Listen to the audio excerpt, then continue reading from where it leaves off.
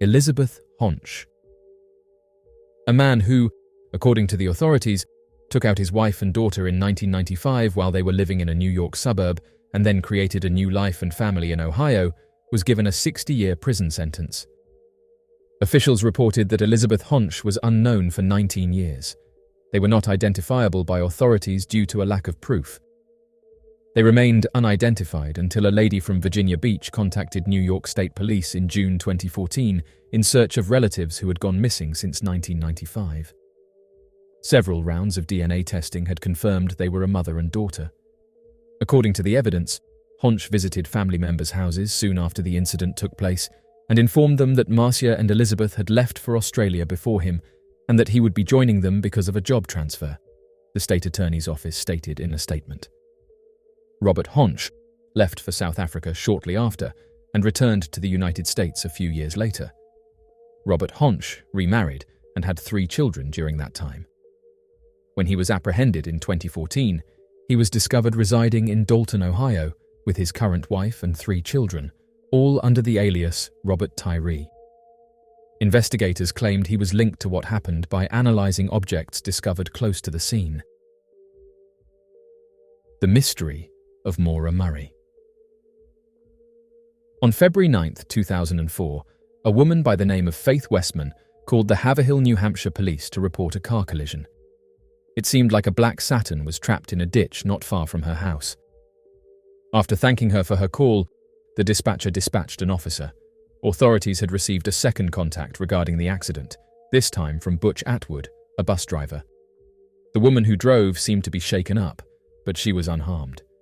The woman claimed to have phoned roadside help before Atwood arrived at the crash scene, despite Atwood's assertion that he had offered to call the police. Atwood still made the police call after getting home, which was roughly 100 yards from the scene of the accident. Although he claimed not to be able to see the woman's car from his home, he could see other automobiles going by on the street. The first responding officer reached the area at 7:46 in the evening. However, the mysterious woman had vanished from sight. Authorities discovered that Maura Murray, aged 21, was the missing woman after conducting a preliminary check of the region. She was a University of Massachusetts Amherst nursing student, and earlier that day, she had left campus without informing anyone she was heading to New Hampshire, and she was never seen again after Murray disappeared in Haverhill that evening. Maura Murray grew up in Hanson. At the age of 6, the youngest child of Fred and Laurie Murray, she saw her parents divorce. Murray excelled academically as a track athlete and honor student. Despite receiving an acceptance to West Point, she chose to pursue her nursing studies at the University of Massachusetts in Amherst. Although there were occasional issues, her experience there seemed to be mostly typical. Maura Murray was arrested 3 months before her vanishing for using a credit card number that had been stolen, but if she continued to behave well for 3 months, that charge was meant to be dropped. Additionally, Murray and her sister Kathleen, who was dealing with problems with her fiancé, had a tearful phone call on February 5, 2004. Murray had to be escorted back to her room because she was so upset by the call at her campus security job at the time. Fred Murray, Murray's father, left for Amherst on February 7, 2004. He claimed that after taking his daughter out to supper and car shopping, he returned to his motel. Murray was then given his car to use for the nighttime celebration, enabling her to drive back to her dorm. However, she struck a railing with her father's vehicle while returning in the early hours of the next day. The car sustained major damage, but Murray remained unhurt. But Fred soon discovered that if Murray obtained the necessary paperwork from the Registry of Motor Vehicles, his insurance would pay for the repairs. Murray allegedly seemed well when her father returned her to her hostel later that day, despite her being disturbed about the mishap. However, all changed on February 9, 2004, the following morning. Murray sent an email to her instructors informing them of a bereavement in her family and her intention to take a week off. Murray gave a call to the owner of the Bartlett, New Hampshire condo she had previously visited with her family. However, she didn't book a room. She did not make a reservation when she called a helpline for motels in Stowe, Vermont. She had even used the internet to find directions to Burlington, Vermont by that point. She didn't inform anyone where she was heading, so it's unclear what her intended destination was. Murray drove to an off-campus at 3:15 in the afternoon, and 3 took out $280. After that, she went to a liquor store and spent roughly $40 on boxed wine and Baileys. She also picked up the paperwork related to her vehicle accident from the Registry of Motor Vehicles. She put a call into her own voicemail at 4:37 in the afternoon. That was the last time her phone usage was documented. Murray's whereabouts between her Amherst errands and her automobile crash in Haverhill hours later are unknown. However, it is most likely that she was somewhere between 7 and 7:25 in the evening. The two people who reported the car accident, Westman and Atwood, called 911 at 7:27 and 7:42 in the evening. The first responding officer discovered a wrecked car, but no one was inside. The airbags were deployed and the car was locked. Evidence at the scene indicated the vehicle had been eastbound and had gone off the roadway, struck some trees, spun around, and came to rest facing the wrong way in the eastbound lane. The officer added that they could see a box of Franzia wine right behind the driver's seat of the vehicle. Additionally, they noticed crimson liquid on the car's ceiling and driver's side door. There were no evident clues to foul activity, and no tracks leading into the surrounding woods could be found in the snow. As Atwood was the last person known to have spoken to Murray, the officer initially approached him for assistance with the search. A state trooper eventually arrived, and then firemen and emergency medical assistance. It's thought that nobody ventured east during the initial search, even though they started by searching the region west of the scene. Murray's father, Fred, who learned of his daughter's disappearance only 24 hours after the collision, would later point fingers at numerous aspects of the police search operation. Fred remarked that he knew she was headed east. Murray's phone records would suggest that she was thinking about renting a hotel in Bartlett, but the MapQuest directions she had in the car suggested to the police that she was actually going to Burlington.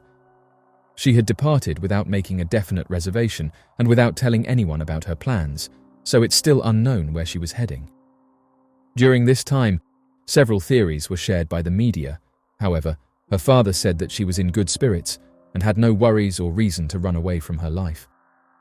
Murray had been dealing with a lot of issues before going missing, including her legal troubles related to credit card theft, her concerns about her alcoholic sister, and the fact that she had crashed her father's car just hours before she was involved in another collision. There were indications that Murray meant her disappearance to be permanent, despite the belief held by many of her loved ones that she had just wanted to get away from the turmoil for a few days. Most significantly, when her dorm room was searched, it was discovered that she had packed the majority of her stuff into boxes before leaving. A printed email outlining various issues in her relationship with her partner was found on top of one of the boxes. Murray had left a few essentials in her car, but her backpack and mobile phone were among the few items that were stolen. Her phone was never used again, though. Every bank account connected to her has stayed empty. Furthermore, nothing more than unsubstantiated rumors and purported sightings have surfaced since Maura Murray vanished in 2004. Putting aside sentimental attachments, many have concluded that Murray did not plan to pass away that day based on things found in her car, including college textbooks, birth pills, and tooth whitener. Murray may have fled the scene to avoid difficulties after smashing her automobile a few hours after wrecking her father's car, according to a different scenario. Authorities assumed Murray had been drinking because of the quantity of alcohol discovered at the scene. Murray didn't want to take a chance on her record of good behavior following her credit card fraud arrest. If it had been warmer outside, the adjacent woods may have been a nice spot to hide out, but it was currently quite cold. Additionally, since the area was not checked during the first search, she would have had to flee on the road and move east of the accident scene, as there were no footprints discovered in the snow heading to the woods. Remarkably, a few miles from the accident scene, between 8 and 8:30 in the evening, a contractor who had been driving past on the route where the incident happened that evening later claimed seeing a woman walking westbound. The contractor was first unclear of the precise date he had seen the individual, so he didn't submit the reported sighting until months later. It's still unclear if Murray was the individual in question. Amateur investigators have looked into all of these possibilities, and more in the years following Maura Murray's disappearance. Atwood, the final person to have seen Murray alive, has been the subject of other speculations. That he did not stay with Murray until assistance arrived was viewed by some as suspicious. In addition, he and his spouse relocated to Florida not long after the incident. Most startlingly of all, some citizen investigators have suggested that Murray's father may have mistreated her, possibly to the point where she fled. Murray's family has refuted this claim. The disappearance of Asher Degree. On Valentine's Day in 2000, Asher Degree disappeared from her Shelby, North Carolina home just before dawn. The previous evening, her parents had put her to bed without any problems. When the family's neighborhood lost power due to a local vehicle accident after midnight, Asher's father went to check on her and discovered that she was still asleep. The FBI and local police were at a loss for words after what happened. Asher and her elder brother, O'Brien, were roommates. He admitted to investigators that he heard Asher shift in the middle of the night and that he heard her bed squeak. Asher stepped forth into the stormy night after putting on her black rucksack with a t-shirt and a book from the school library. About 4 a.m, 2 cars claimed to have seen her by the side of North Carolina Highway 18. Even so, one turned back to check on Asher, but she bolted into the woods. After this, she vanished from sight forever. Asher Jaquila Degree was born in Shelby, North Carolina on August 5, 1990. Her parents, Harold and Aquila Degree, were devoted and hardworking. Being latchkey kids who let themselves in after school when their parents were still at work, Asher and her brother seldom ventured far from their apartment. Later on, Asher's mother would clarify that her daughter was a very intelligent young woman. As a 4th grader, she led a scholastic life and delighted in going to church with her family. She wouldn't even pet the neighborhood dogs and was cautious about strangers. This added to the mystery surrounding what happened to her on February 14, 2000. Asher had gone to bed at 8 p.m. with her brother. Harold checked on them around 2:30 a.m, but they were asleep because the house hadn't had power restored until just after midnight due to a nearby vehicle accident. Between then and 6:30 a.m, Asher Degree disappeared. When her mother went to wake Asher and her brother up for school, she found Asher had vanished. The Shelby Police Department was called right away by the family, and they discovered no evidence of forced entry. Asher had brought her book bag with her, the police observed. Following the failure of K9 units to locate even a single smell trail to pursue, investigators got their first leads in the afternoon. Around 4 a.m, 2 persons contacted the station to report that they had spotted a female on Highway 18 who fit Asher's description. According to one of them, the girl ran into the woods when he attempted to approach her. Detective Tim Adams of the Cleveland County Sheriff's Office stated that this was the last time anyone had a sighting of Asher that had actually been confirmed. Asher Degree's hair bow was discovered by the police in a neighboring shed the very next day. They looked over a 2-by-3 mile region for the following 7 days and 9,000 man-hours, but they came up empty. Additionally, they went through 300 suggestions, none of which worked out. Thankfully, the State Bureau of Investigation in North Carolina and the Federal Bureau of Investigation collaborated to locate the missing Asher and proceeded with their search. The matter was made public by the national news and even the Oprah Winfrey Show, and the Degree family was hoping that appearances on the Montel Williams Show would help. The following clue was not found for more than a year and a half. On August 3, 2001, while excavating an access road in Burke County, construction workers discovered Asher's backpack. It included a copy of Dr. Seuss's McElligot's Pool and a New Kids on the Block t-shirt. The book had been checked out at Asher's primary school library, but the finding of the backpack didn't yield any further information. The case's next piece of information didn't surface until 2004, when a prisoner said that they were aware of where she was. When investigators returned to the location of where the prisoner said she was, they discovered animal remains at the location. The Degree family planned a yearly trek from their house to a missing persons billboard in order to raise local awareness when encouraging leads turned out to be dead ends. In her honor, they even instituted a scholarship. When a tipster reported seeing someone who matched Asher's description get into a green Ford Thunderbird or Lincoln Mark IV the night she vanished in 2015, everything changed. After resuming its investigation, the FBI revealed that specific lead in 2016 and made Asher's backpack contents public in 2018. Suggestions keep coming in. Another prisoner at a state correctional facility in North Carolina contacted the Shelby Star in 2020, claiming to have overheard someone discussing her case. He and another prisoner were questioned by investigators, but they were unable to obtain any fresh information. Tim Adams, a Cleveland County investigator, is still hopeful that someone exists who could be able to provide Asher with useful information. Even after the State Bureau of Investigation, local police and FBI collaborated with the National Center for Missing People, Asher's whereabouts is still unknown. Recently, digitally aged images of Asher as a 30-year-old lady were made public. As things stand, the FBI is willing to pay $25,000 for information that identifies her whereabouts. Another $20,000 is being offered by the Cleveland County Sheriff's Office. The parents of Asher Degree hope that the individual guilty has the guts to come forward and hasn't caused any irreversible harm. The disappearance of Trevor Deely. Early in the morning on December 8, 2000, Trevor Deely disappeared from the streets of Dublin. A high-profile search and publicity campaign were launched after his disappearance at the age of 22, but no trace of him was ever discovered. His disappearance in Dublin just before Christmas sparked what may have been the most publicised missing persons search in recent memory. However, no one has been able to determine what happened to him since he left a CCTV camera on Baggot Street Bridge in the heart of Dublin. At 4 in the morning, the camera captured him walking towards Haddington Road.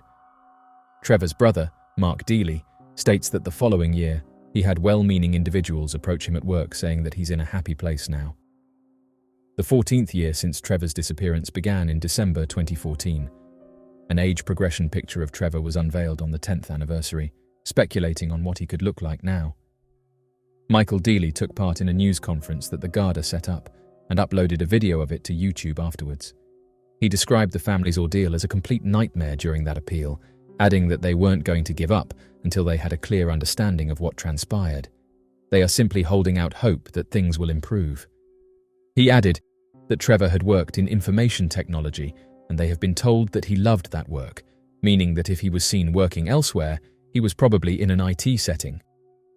The family stated that although Trevor's mother is too traumatized to discuss the disappearance, she is eager to thank her friends at the Naas Tennis Club for their generosity and support over the previous 14 years. Naas is where Trevor Deely grew up. Standing at a height of more than 6 feet, he had reddish blonde hair and a unique stance as he walked with his arms straight down by his sides. He was an affable youngster who enjoyed maths but was not as athletic or intellectual as his older siblings. Like many others, he didn't know what to do after school. He attempted to attend Waterford Institute of Technology to study business while holding a part-time job at a supermarket, but he left school in his 2nd year. He was able to locate a computer course in Dublin thanks to his sister Michelle. According to Michael Deely, he took to it like a duck to water. According to his sister, it was like turning a key in a lock. He seemed to be really good at it as well, and he finally found what he really enjoyed. 3 employment offers were made to him after he completed his study. Regarding which to choose, he sought his father's guidance. Trevor began working at Bank of Ireland Asset Management in May 1999. The company was located near Leeson Street Bridge in a notable neo-Georgian edifice. He worked in an open-plan office with a staff of 10 or so other people in the IT department. Glenn Cullen was Trevor's best friend from childhood to maturity. They first got together in their first year of high school in Naas. He said that he never, ever got into a disagreement with him. Among their close circle of acquaintances was Conleth Lunan, another native of Naas. Trev had a cheerful disposition, and he was usually in excellent form. He also possessed a level head because he was performing admirably at work and had a serious side to him. He was a serious worker. Together, the 3 would frequent bars and clubs in their early 20s. Smithwick's was the drink of choice in Naas, and Thomas Fletcher's was the local. On their nights out, they had a good time, but according to Glenn, it was never falling around the place. Glenn remembers that they always corresponded via their identical cell phones, which were Nokia's at the time, as this was a popular model. Email wasn't out yet. Glenn Cullen was employed by Aer Lingus as a long-haul flight attendant, primarily on the Los Angeles and New York routes during Trevor's tenure at Bank of Ireland Asset Management. Glenn was eligible for free or heavily discounted flights for a number of family members and friends because he worked for Aer Lingus. Glenn made arrangements for Trevor to be listed as the recipient of his Cara discount pass for a vacation not long before Trevor vanished. Glenn last saw Trevor in late November 2000 as he was passing through US Customs on his route to Alaska at Dublin Airport. He left Dublin for Los Angeles, arriving at LAX. From what he understood, he had a direct connecting aircraft to Anchorage. He went alone to see this girl he had met in Dublin that summer who lived in Anchorage. The two friends had been talking about the woman on a previous night out. For what he believes to have been no more than £40, Glenn used his pass to book Trevor a return flight, covering a distance of 24,000 kilometers round trip. According to Michael Dealey, Trevor got to know a few girls from Alaska when he was in Ireland, thanks to his connections in Nass and the neighboring town. The girls were in Anchorage attending university. It appears that one day he answered the phone or checked his email. He had all of their emails as he was interested in them, and he sent these women in Alaska an email letting them know he was free for a few days or something. The financial institution on Thursday, December 7th, was the planned date of the Christmas celebration. Trevor was among those that went to Copperface Jack's first. Then, according to Dara Treacy, everyone convened at the Hilton Hotel on Charlemont Place for a sit-down meal and a band. That week, the two had exchanged several emails concerning Christmas, her return trip, and gifts from family. Trevor's shirt size came up in their most recent conversation. Before anyone was aware that Trevor was missing, Michelle got her brother a light blue Ralph Lauren shirt for Christmas that weekend in London. It's still with her. Glenn and Conleth were out for the evening back in Nass. Trevor once called Glenn, but the noise of the Hilton office party prevented Glenn from hearing him. Glenn believes it was late, at around 11:30 in the evening. He then gave him a call back, but he didn't answer the call.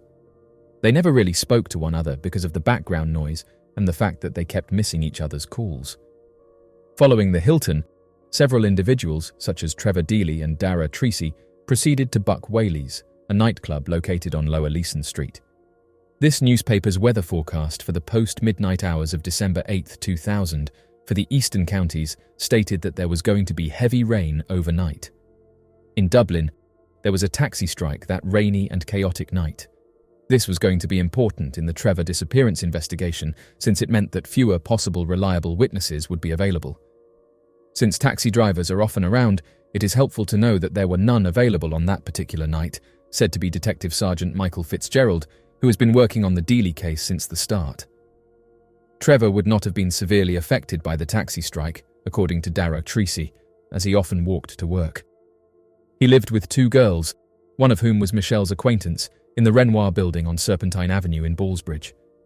But as Dara remembers, it was pouring rain that night, and Trevor would have discovered as soon as he walked outside for his trip home that he didn't have an umbrella. They had a conversation regarding the party and the attendees. Carl claims Trevor was playing really well. Carl then had to return to his job. Trevor picked up one of the business golf umbrellas that were usually left laying around the office, bid farewell, and headed back outside into the rainy night. Glenn was asleep at his Nass house. He would always leave his phone next to his bed, turned on. His phone was downstairs in the kitchen, charging. It is required to be charged once every 7 to 10 days. Glenn discovered a voicemail from Trevor when he went into the kitchen early on December 8, 2000, and picked up his phone. He estimates that the voicemail was left at around 4 in the morning. Since he erased the message after listening to it, he is unable to be positive, according to Fitzgerald. Glenn's Nokia was never requested by the Garda, allowing it to obtain Trevor's last voicemail, which is known to exist. Rain was still falling as Trevor Dealey strolled along the Grand Canal with the golf umbrella in his hand in the minutes following the call. After that, he is not known to have had contact with anyone else, but he was captured on camera. The friends of Trevor Dealey persevered in finding this clip. In 2000, there was a single CCTV camera outside a Bank of Ireland building on the intersection of Bagot Street Bridge and Haddington Road, which is currently a pizza restaurant. However, the number of CCTV cameras has increased since then. At the time, Conleth Lunan was employed for a communications firm that provided CCTV systems. Speaking of the outdated analog tapes, Conleth remarks that being in the business, he would have known back then that all the CCTV footage was recorded on VHS video. He was aware that recording businesses either stored their tapes for a brief duration or erased them and re-recorded them immediately, following a 24-hour period. These days, a digital video recorder, or DVR, records everything captured by security cameras and stores it directly to a hard disk. Following the report of Trevor Dealey's disappearance, Conleth and his friends made it their mission to visit every location along any potential path that Trevor may have taken to get home from his office. They then requested that the organizations review their security tape for any film captured during the early hours of that Friday morning. The only location where Trevor was captured on camera that evening was the Bank of Ireland on Bagot Street Bridge. Conleth remembers that the manager informed him that it would have been eliminated quickly because the bank operated on a 28-day cycle at the time, which was about to expire. He added that they were fortunate to have called in at that time, adding that she would not give the video to us, but would hold it for the guards once they got in touch with her. The Conleth lads' first action was to gather the CCTV tapes from the cameras. There was some disagreement over that. The guards claimed it was their duty, but there was a pressing need for time. Following Conleth's inquiry, Bank of Ireland provided the Garda with footage that captured a tall guy on the damp sidewalk at 4:14 in the morning, partially concealed behind a bank umbrella. The man was recognized by the Deely family as Trevor. This final photo represents the final known glimpse of Trevor Deely before he vanished beyond the CCTV's field of view. Then, word spread among friends and relatives that Trevor was missing and that calls were coming in from all across Dublin, Naas, and beyond. Trevor's mother, Anne Deely, received the first call at the Naas family residence. She then gave her husband, Michael, a call. The initial call simply stated that he hadn't arrived at work, but it didn't really worry her. Soon after, she gave Michael another call and asked him to see Trevor and the other two residents of the Serpentine Avenue flat in Ballsbridge. She got in touch with Trevor's friends, but none of them had seen or spoken to him since Thursday. When Michael Deely rang the doorbell of his son's flat, no one picked up, and he didn't have a key. The mother said that it finally dawned on her that he might be missing. That morning in Castlebar, Mark Deely answered his mother's phone and made the decision to head straight to Naas. In the event, Mark Deely would spend over 2 months away from his Castlebar residence. They posted thousands of pamphlets, hundreds of laminated posters, went door to door, entered bars, clubs and restaurants, stood on street corners, talked to homeless people, and looked for security camera footage.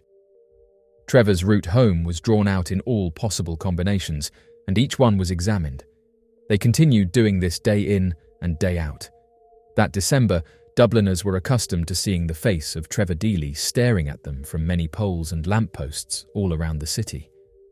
A few of the posters were up for several months or even years until they finally fell apart. It is nobody's desire to be the one to take down a missing person's poster. The final known image of Deely was captured on another security camera, this time in front of a bank he passed on Haddington Road on his way home on foot. There is still no explanation for his disappearance, despite ongoing police inquiries. The mystery of Andrew Irvine. Andrew Irvine and George Mallory embarked on their mission to reach the peak a century ago. Later on, Mallory's remains were uncovered, but as of right now, neither of their remains can be located. Before setting out to climb Everest, George Mallory penned a letter to his mother. Along with his climbing partner Andrew Irvine, his disappearance has turned into one of the most intriguing mysteries in exploration history. A final, thrilling view of the two, through mist not far from the peak, has sparked conflicting hypotheses among historians, writers and filmmakers over the years, all centered around the same question: did they make it to the top? Regarding Mallory and Irvine's fate, there's a fresh mystery to unravel. Conrad Anker, an American climber, found Mallory's in 1999 and left it in its original site. Researchers had also pinpointed Irvine's final resting spot. However, Jamie McGuinness, who has a 5-time summit completion record from the Tibetan side, stated that he has concluded that the individuals of both British climbers were taken sometime in the 2000s after conducting a thorough investigation of the area during an expedition in 2019. According to McGuinness, Irvine is almost certainly no longer up there. Along for the ride was American mountain guide and author of The Third Pole Mark Sinnott, who ascended to the spot where many Everest researchers concur is the most likely location for Irvine's remains. He did not find anything. According to Sinnott, the team also looked at the exact location where Anker discovered Mallory's bones 25 years ago, but they were unable to find Mallory. Everyone with in-depth knowledge of the incident concurs that China's climbing authorities were the ones who took the remains of Mallory and Irvine out. One possible explanation could be the unfavorable media coverage surrounding the individuals left high on the mountain. However, Mallory's remains were buried far below and difficult to find, but Irvine's were near the current climbing path. It is probably related to China's long-standing resentment of the dubious response from the West to China's ascent of the mountain over 60 years ago. Furthermore, China was actually aware of the burial locations for the individuals. Mallory and Irvine had been sighted considerably earlier than 1999. Using a powerful telescope to scan the highest portion of the mountain in 1936, British pioneer Frank Smythe saw what he was certain was Mallory or Irvine. It was beneath the spot where, 3 years earlier, a British crew had found an abandoned ice axe. Smythe never made his discovery known to the public. He wrote to Edward Norton, another Everest climber and Mallory's buddy, saying that it's not to be written about as the press would make an unpleasant sensation. An enormous propaganda boost for China's then leader Mao Zedong occurred 7 years after Edmund Hillary and Tenzing Norgay became the first humans to reach the summit, when a Chinese team reached Everest via the more dangerous North Ridge that Mallory and Irvine had been attempting to climb. A climber named Xu Jing grew ill and made his way down by himself. He found an individual in a sheltering rock fissure between 8,300 and 8,400 meters after going off course in hypoxia and freezing temperatures. Arms by its sides, he reported that the individual was face up. Only Irvine may have been the source. In 1999, Mallory was discovered face down at 8,100 meters on an open slope, with his arms outstretched above him, seemingly attempting to avert a fall. Upon reaching the peak in 1975, Chinese climbers discovered not one, but 2, and maybe 3 Britons. During a goodwill expedition between China and Japan in 1979, the first indication of these discoveries appeared. Wang Hongbao reported to a Japanese colleague that one English climber's remains, likely those of daring explorer Maurice Wilson, had been discovered. The other was approximately 8,100 meters higher. The climber's clothes, which crumbled away as he touched it, astounded him. Wang was taken out in an avalanche the day following this conversation. The growing obsession with Mallory and Irvine whereabouts was sparked by these revelations, but Chinese mountaineering authorities have continuously refuted them, in spite of supporting evidence. In 1999, Mallory and its wealth of personal belongings were discovered, making headlines worldwide and raising awareness of the case. Among the team members who located him was Jake Norton. When Norton and his colleagues revisited the mountain in 2001, they were unable to locate Irvine, but they did discover a great deal more items from the pre-war Everest missions.